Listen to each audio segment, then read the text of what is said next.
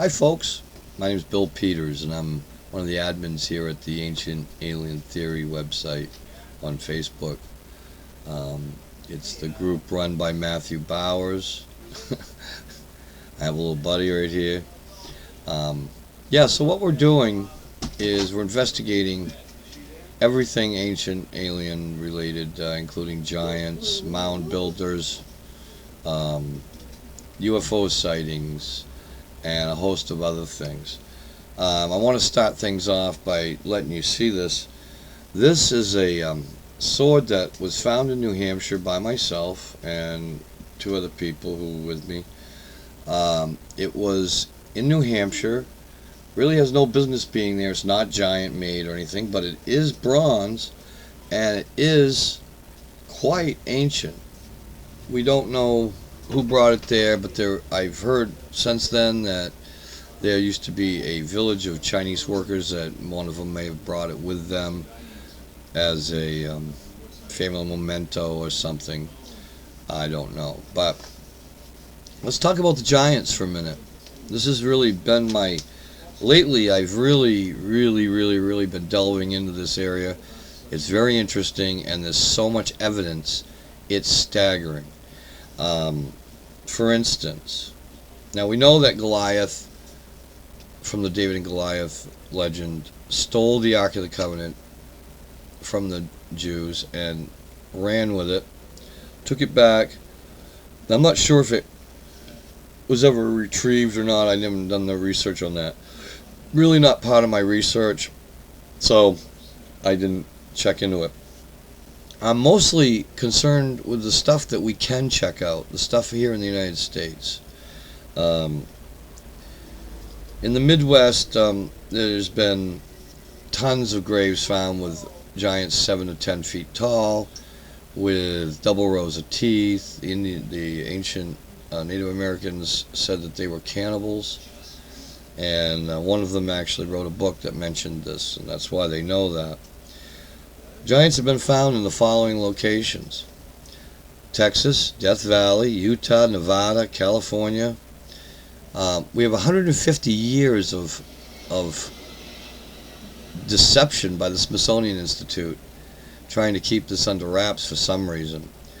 What they don't want to tell you is that there were cities as huge as 100,000 people in them that were known to be in the Salcedo Lake culture area of Oklahoma and Texas. Part of it's underwater. You got the Niagara Falls stuff that they found in upstate New York. Lincoln spoke on that. He actually didn't speak on it. It was written in his journal, or one of his writings, that the giants must have looked in awe upon those falls the same as we have. Poverty Point, Louisiana. St. Louis, Missouri. Ohio. And they found there's more than one city of 100,000 or more of these giants supposedly living in these cities. Well, there must be bones for all those people, unless they left the planet and went somewhere else. Let's see. In Ohio, they found an 8-foot tall queen. I don't know. They must have found she had a lot of copper ornamentation and stuff, and that's how they determined that, I guess. The king that they found alongside of her was 9 feet tall. An 18-foot tall giant was found in Indiana with a 9-foot long sword. I'd love to find one of those swords, let me tell you. Catalina Islands are another area of interest. All across the country, there are strange and unknown mounds and megalithic structures, and many haven't even been found yet. I bet you there's even pyramids and such. They do have the pyramid mound builders, where they made earthen pyramids, and I recently saw a show on that. That was quite interesting. I'm looking more for the areas that had the stone.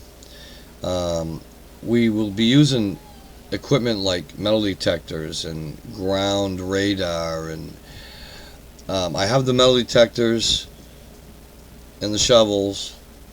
We need scuba stuff, we need spelunking stuff, we need rock climbing stuff. we need the sonar, the radar, ground imaging stuff. But the big kicker is that we'd like to use members of the group as our research teams in each state. So if you lived in Ohio and you wanted to be part of the research team that goes in and checks out the stuff in Ohio, like serpent mounds and giant structures and stuff like that, those would be the people on the crew, on the team. Research teams are very important, and we have some great minds in this group. So we could start this whole operation even if everybody just donated $1. We have enough members to do that. I hope they would donate more than $1, but that would certainly get us going. That would start us off with about $20,000 or so, and we could get a lot of that equipment and get at least some of these states taken care of.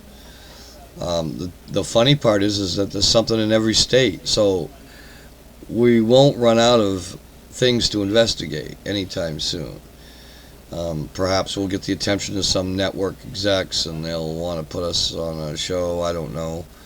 But it's a new concept, it's one that we believe in pretty strongly, and we'd like you all to check it out, or at least think about what the possibilities. Send me your information on your state, what are the myths and legends of the state. We'll pick the best of them and we'll hit every state, depending on the contributions received and the interest. We will find out, I guess.